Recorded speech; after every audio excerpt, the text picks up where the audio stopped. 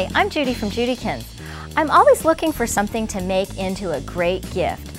I found this wonderful calendar that has blank pages in it, and it's the perfect canvas for me to express my creativity. Let me show you what I've done with it.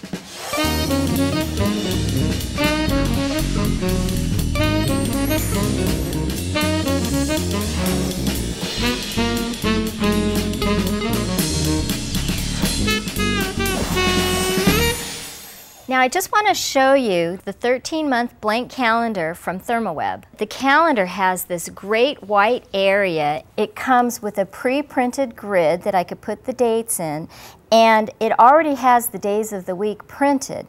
So I can put whatever month I want and then the corresponding dates. But you know me, I love making cards, and I especially love rubber stamping them, so that way I can make a whole bunch of cards at one time. I'm going to give this calendar to my friend who doesn't seem to have time to go out and buy greeting cards, and this way she's going to have a few blank cards that she can give away each month. Now the way that I put these cards on my calendar page is I used a long envelope and I attached it on and created a little pocket. Then I inserted each of these blank cards for every month. Now I need to put the actual title of the month and stamp some of the numbers for the dates. And the way that I'm going to do that is I'm using this alphabet set from A Stamp in the Hand. Now this is a little bit of a different type of a rubber stamp because it's unmounted. It means that it's not mounted on a wood block, but it has a little bit of this foam here, which is actually not sticky, but it clings to something really smooth like this acrylic block. So I want to stamp the month January at the top here. What I do is I take each letter out and I just line it on this acrylic block, but I want to make sure I'm working backwards. So I have a J and an A, put the N on, and then the U. Here's my U. Now you notice I've run out of the letter A. I only have one letter A. So what I can do is I can ink up this portion of the stamp and then rearrange everything and finish the second half of my word. Now I'm using this dark blue ink on my letters here. Now another thing that I did was I chose the alphabet called Whimsy, and the reason why I chose Whimsy is because if my letters are not perfectly straight, it's okay because it looks really cute. So I'm stamping the first portion of the word January. So I have J-A-N-U. Now I need to rearrange these letters. Again, ink that up. And you notice that these letters are cut out really tight. And the great thing about that is that puts my letters so close together you don't have very many gaps. I can see through the acrylic block here, so I make sure that I stamp that A right next to the U. And look at how great that looks. Now to stamp the numbers, I'm using this smaller block because I only need one or two letters or numbers at a time.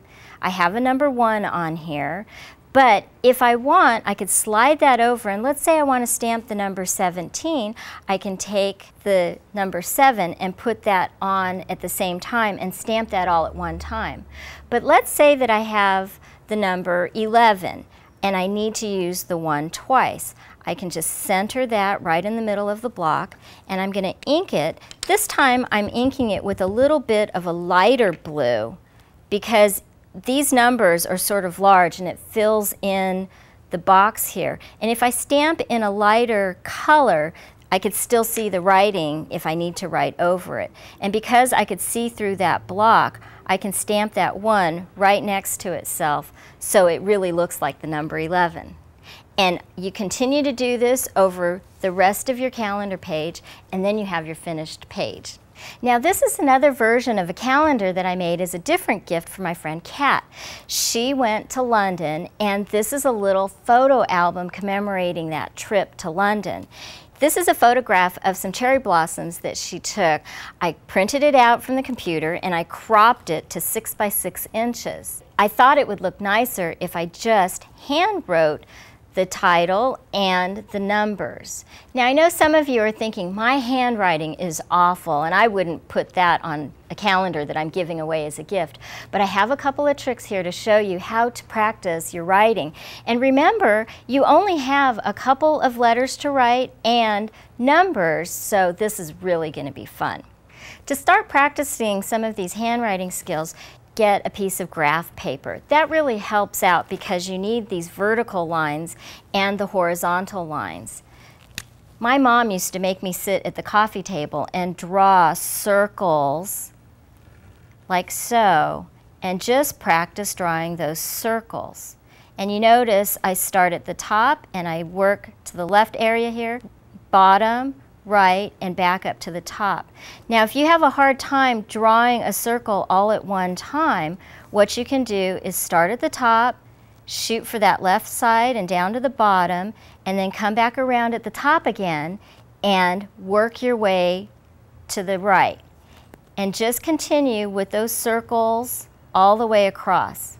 Now the other thing that you need to do is draw lines straight down. Again, you have the guideline of this grid so you can draw straight lines coming down.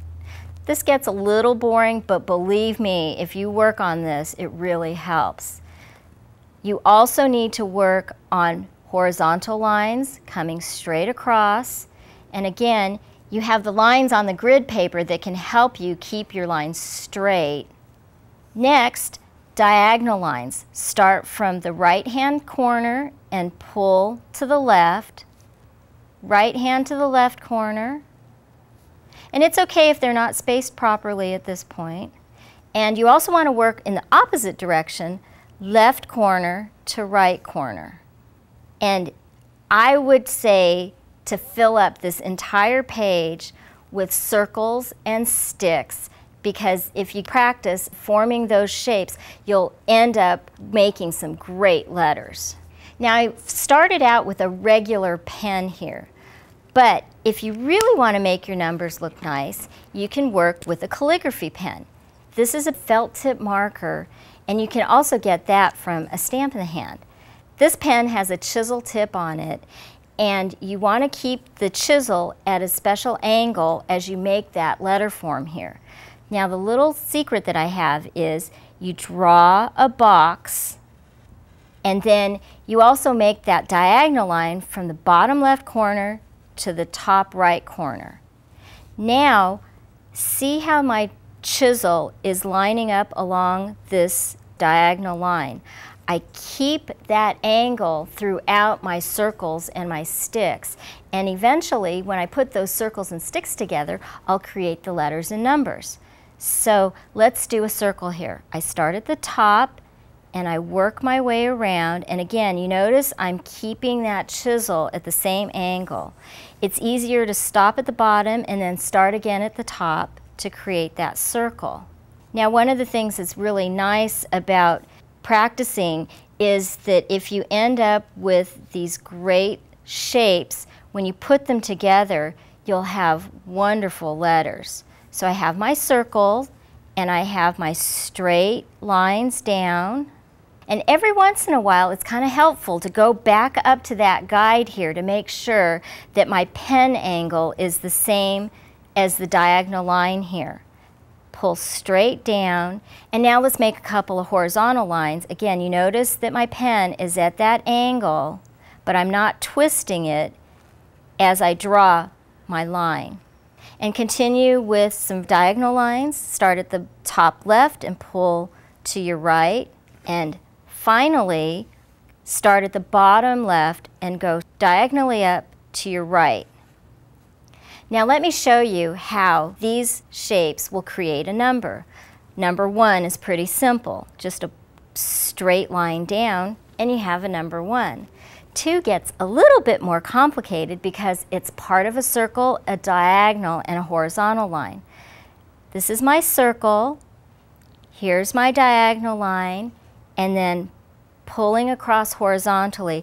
And you notice when I do this, I don't change the pen angle, which creates these thick areas and thin areas. Now I have one more technique I want to show you that I've made into a calendar. The great thing about this calendar is that it's 12 by 12.5 inches, which is perfect to insert a page layout.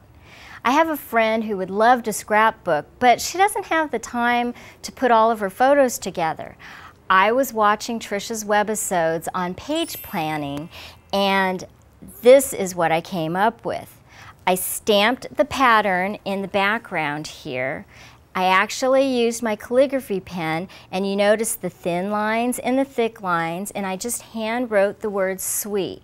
Then I have 3 mats out here, and I also gave my friend a hint as to how small or how large she needs to crop her photograph so it'll fit perfectly on these mats.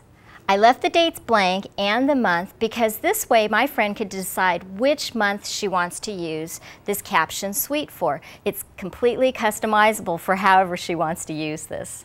I went nuts making a whole bunch of calendars, so let me show you some of my finished ones. Now remember that first calendar that I made with the note cards? Well, look at this calendar. Looks like it's on steroids, but it's because it has 36 greeting cards inside of it. Now, I didn't decorate the front of the calendar because when it's hanging on your wall, you won't see that. Here's July, and I have my little envelope here as the pocket. I've got 3 different note cards in there, and you notice that I stamped the month and all the days. Another month is August. I used the ink pad to create the border around the word August. Now let me show you another calendar that I made, which is the photo album. This is my friend Kat's view of London.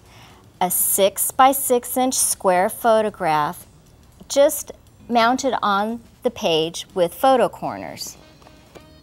Here's the word January that I've handwritten in and the numbers. And back here at the top, I also wrote the caption of the photograph. My third calendar is the calendar with the blank page layouts. I've cut the paper and left it blank so that my friend can mount whatever photograph she wants on that month. I've rubber stamped this paper, and it's a little hard to see, but I've also rubber stamped the background on the red. I used my calligraphy pen and I hand wrote the word lovely at the top. For my last calendar, I made a photo album calendar, but this time I used black and white photos. I also used a rubber stamp in a light color ink just to create a nice little background on this big white page. It's simple, yet it's very elegant. I hope you're inspired to add some of your creativity to these beautiful blank calendars. With a little practice like this, you can write these great calligraphy numbers, and you can also use these techniques in your scrapbook journaling. I'll see you next time. For step-by-step instructions on how to create this week's project, download the design guide featuring special make-it-your-own bonus tips.